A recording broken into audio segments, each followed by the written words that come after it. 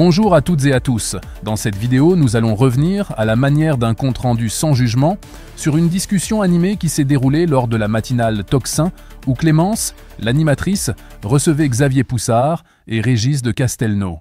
L'émission, bien que perturbée par des problèmes techniques, a permis d'aborder en profondeur les récentes controverses entourant le couple Macron. Clémence commence par présenter ses invités. Xavier Poussard, journaliste d'enquête, rédacteur de la lettre éponyme, ancien directeur de la revue Faits et Documents, et surtout auteur du livre Becoming Brigitte, en partenariat avec la journaliste et youtubeuse américaine Candace Owens, puis Régis de Castelnau, avocat à la Cour, auteur du blog Vue du droit et du livre Une justice politique. Clémence explique qu'elle avait prévu de diffuser plusieurs extraits, notamment de Joe Rogan, qui, dans son podcast du 29 mai, serait revenu sur l'histoire de Brigitte Macron et la fameuse gifle. Elle rapporte que Joe Rogan aurait même déclaré que s'il était Brigitte, il ferait un test et dirait « Je ne suis pas un homme, je suis juste un pédophile ».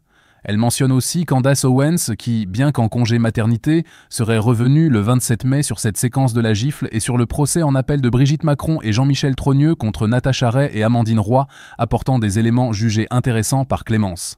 Clémence évoque ensuite Elon Musk qui, le 31 mai, lors d'une conférence de presse à la Maison-Blanche en présence de Donald Trump, aurait fait une allusion à la première dame française.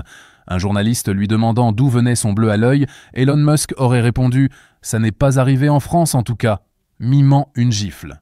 Clémence souligne que ces scènes et moqueries prennent une portée internationale, notant la réaction interrogative de Donald Trump à ce moment-là. Enfin, elle aborde la défense d'Emmanuel Macron en France, la qualifiant de particulièrement branlante. Elle cite Marlène Schiappa, qui aurait parlé d'acharnement contre le couple Macron, arguant que Jean-Michel Trogneux serait mort depuis longtemps et qu'il faudrait laisser sa famille tranquille.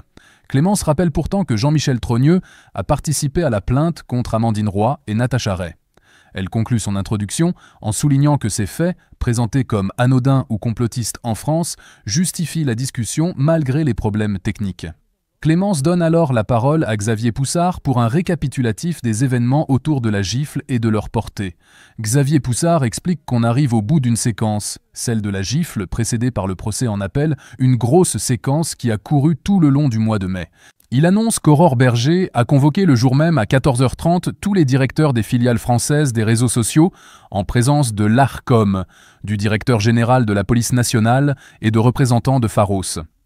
Selon Xavier Poussard, les réseaux sociaux sont tenus responsables de l'écho donné à la gifle. Il estime que cette séquence a montré pour la première fois ce qui pouvait se passer derrière la porte, révélant une relation plus qu'étrange et un discrédit total sur la présidence. Il décrit la France comme un pays en faillite, avec une incarnation paroxystique par le couple Macron.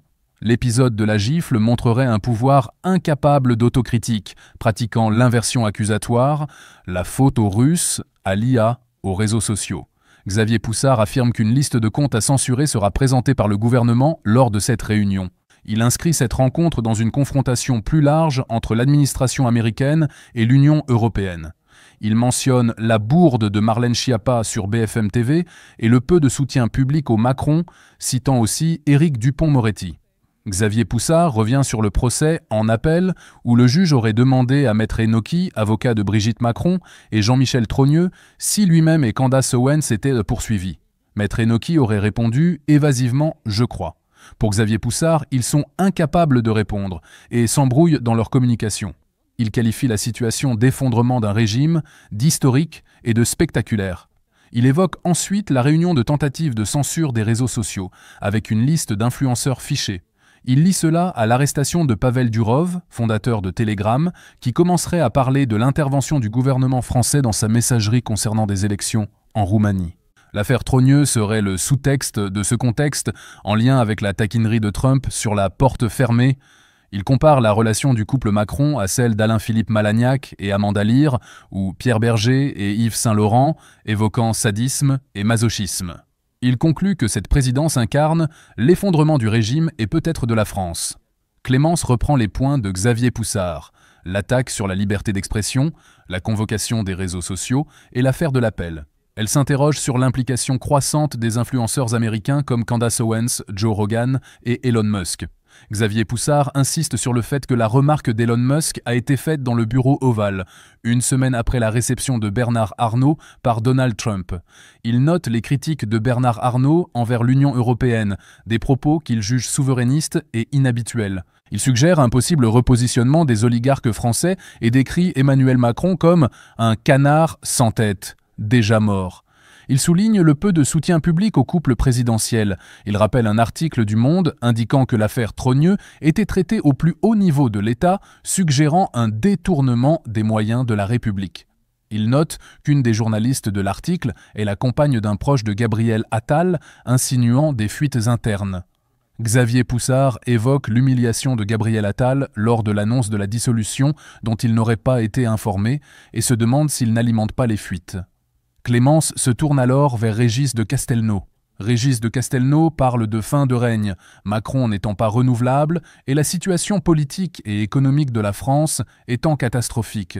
Il pense que beaucoup, comme Édouard Philippe, se préparent à la suite et jettent des pots de banane sous les pas de Macron. Il affirme qu'avec les Macron, rien ne va jamais. Il estime que Macron n'a rien à faire à la place où il est, porté au pouvoir par un coup d'État de la haute fonction publique socialiste, adoubé par l'oligarchie. La gifle, selon lui, est rien du tout. Une dispute de couple devenue affaire mondiale, car elle renvoie à l'incongruité de la personne de Macron à cet endroit. Régis de Castelnau dénonce le mensonge initial de l'Élysée sur la gifle IA russe, alors que l'image était clairement de société de presse. Il voit une alternative pour le pouvoir, la poursuite de l'effondrement ou l'instauration d'un système autoritaire, comme le montrerait l'initiative d'Aurore Berger. Il juge illusoire une potentielle alliance de Macron avec un PS recentré. Il conclut que Macron est un obstacle à la pérennité du système, le qualifiant de psychopathe et sociopathe incompétent. Xavier Poussard revient sur Bernard Arnault, imaginant Trump lui demandant de choisir entre winners et losers. Il critique la vision boomer de la modernité en France, qui a vu en Macron l'homme du XXIe siècle alors qu'il serait un type des années 80. Le narratif actuel serait que la France est attaquée par une internationale réactionnaire via l'affaire Brigitte. Il ironise sur cette internationale réactionnaire, incluant Russie, Iran, États-Unis et même l'Italie de Mélanie. Il estime que les Français vivent sous cloche avec deux dingos au milieu. Régis de Castelnau ajoute qu'avec Macron, c'est le shitstorm permanent. Il critique la réception du PSG à l'Élysée, la jugeant à côté de la plaque. Xavier Poussard rebondit, affirmant qu'un événement sportif ne peut plus être organisé en France, citant la finale de la Ligue des Champions à Saint-Denis. Clémence recentre sur le procès en appel.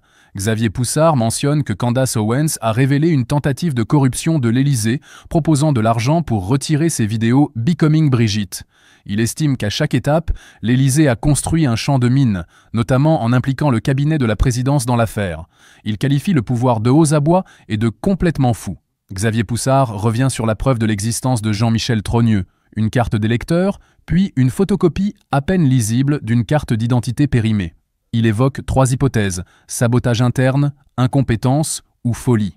Il réitère que le couple Macron est une attaque contre la France par des forces en recul, les laissant comme un chien sans laisse.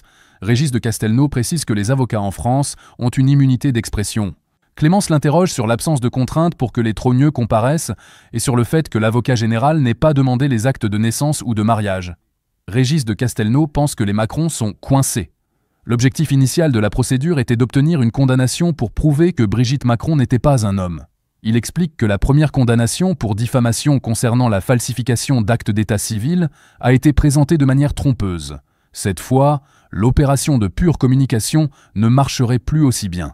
Il interprète les questions du procureur comme une manière de prendre date pour l'avenir. Clémence demande si l'on peut s'attendre à un revirement de la justice. Régis de Castelnau pense que la justice prend date, observant une forme de panique au pouvoir. Il cite l'affaire Alexis Kohler, où la prescription a été refusée, y voyant un possible changement d'époque. Xavier Poussard conclut par un « affaire à suivre » pour le délibéré du 10 juillet. Il rappelle que la question centrale de Becoming Brigitte est l'identité de naissance des individus et que des offres d'explication ont été refusées. Il souligne que les débats au procès ont beaucoup tourné autour de l'excuse de bonne foi pour Natacha Ray. Il voit la décision de la Cour d'appel et la réaction des réseaux sociaux aux demandes d'Aurore Berger comme des thermomètres. Clémence conclut que tous ces faits montrent que la température monte. Régis de Castelnau complimente Xavier Poussard pour avoir souligné que Macron a des concepts du XXe siècle, ce qu'il juge exact, parlant d'archaïsme politique et culturel. Clémence remercie chaleureusement ses invités pour leurs analyses et informations.